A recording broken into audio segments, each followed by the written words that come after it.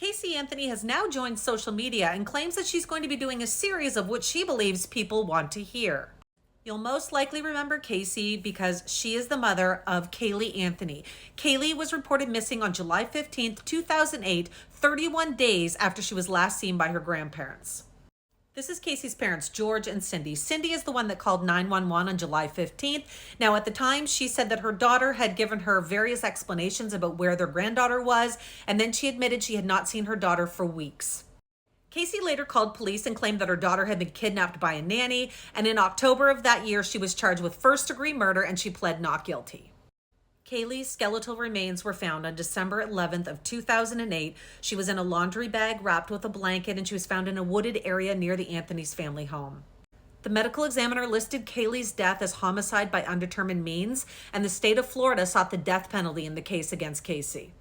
The case was deemed the social media trial of the century, and Casey was found not guilty. Now, she was found guilty of 4 misdemeanor counts of providing false information to a law enforcement officer, but she was given credit for time served, and she was released on July 17th, 2011, and on January 25th, 2013, a Florida court overturned 2 of the misdemeanor convictions.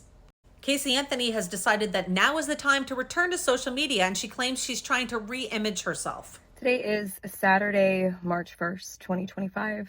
This is my first of probably many recordings on a series that I'm starting. Casey claims to be a legal advocate and says in order for herself to be successful with this, she needs to start advocating for herself and her daughter. I am a legal advocate. I am a researcher. I've been in the legal field since 2011. And in this capacity, I feel that it's necessary, if I'm going to continue to operate appropriately as a legal advocate, that I start to advocate for myself and also advocate for my daughter. For those of you who don't know, my name is Casey Anthony. My daughter is Kaylee Anthony. My parents are George and Cindy Anthony. This is not about them. This is not in response to anything that they have said or done. That's not to say that I'm not going to respond at some point to some of the things that they have said and done.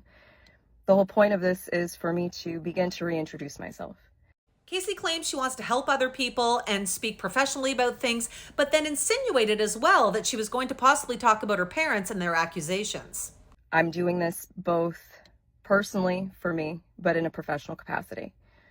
Moving forward, the majority of what you will see will be me speaking in a professional capacity. My goal is to continue to help give a voice to people.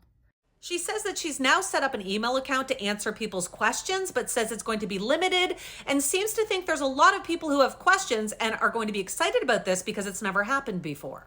If you have questions, I will set up an email address where we can correspond directly. Up until this point, that has never happened, and it's only going to be on a limited basis regarding legal issues, legal matters. Because of the attention surrounding Kaylee Anthony's death, Casey now believes that she has a platform that she wants to use for good. One of the main reasons that I'm doing this, there are people close to me who have been targeted and attacked recently. There are also people close to me who have had some recent things occur. And when necessary, people needed to step up, myself included. So as a proponent for the LGBTQ community, for our legal community, women's rights, I feel that it's important that I use this platform that was thrust upon me and now look at as a blessing as opposed to the curse that it has been since 2008. She ended the video by talking about how important privacy is and then did a huge plug on why she's using Substack and thinks that that's the social media platform people should be using. I am proverbially standing in the light, embracing this piece, still going to keep my privacy intact, so you will get very comfortable with my car, and I will explain in great detail why it's so important for people to protect their privacy and showcase even more why Substack is such an important resource for people to utilize moving forward. Anyway, I appreciate your time, and we'll see how this goes. Now, I'm not so sure Casey Anthony is getting the reaction she was hoping for. Now, this is her Substack. This is her profile picture from her account. And this is her bio on it. It says, "It has been more than 16 years since my name became a household one. Everyone seems to have an opinion about me and about my life. I am an advocate, a researcher. These are my words. This is my real life, CA. She's already been uploading a few posts to her Substack account, like this one saying, being a legal advocate is something incredibly important, not only to me individually and professionally, but for the sake of our current legal climate. Then she shared this one a couple days ago saying, the presumption of innocence is a sacred right afforded to all individuals arrested in this country. This is not an option, it's a fact. We are plagued by the rush to judgment before someone even steps foot into a courtroom. Once a verdict is read, however long the process takes, the public must trust that system worked the way it was intended. You are entitled to your opinions, not your own set of facts. You, as the general public, will never know the full facts of a case. The media will never tell you the full truth. They will tell you what you think and how to feel. Educate yourself. Stop spreading hate. If tomorrow you woke up and were arrested, accused of a crime you didn't commit, or someone close to you were to be, wouldn't you want for them or you to be treated fairly and just? It's not that complicated. Now, as soon as you get on, the first thing you'll notice is that she has locked comments. Now, it doesn't mean you can't comment. It means you have to subscribe and pay money in order to comment on these ones.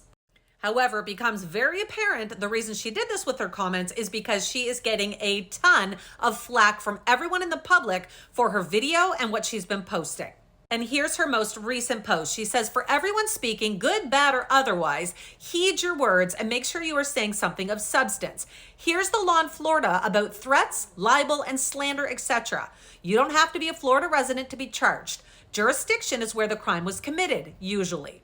If it's over the internet and you're saying something hateful, slanderous, libel, threatening, bullying, etc., the recipient party can request the jurisdiction be in the state where they live, not the state where you committed the act. The internet is not a protected place. My next thread, I will be posting the statutes for every one of our 50 states and our territories.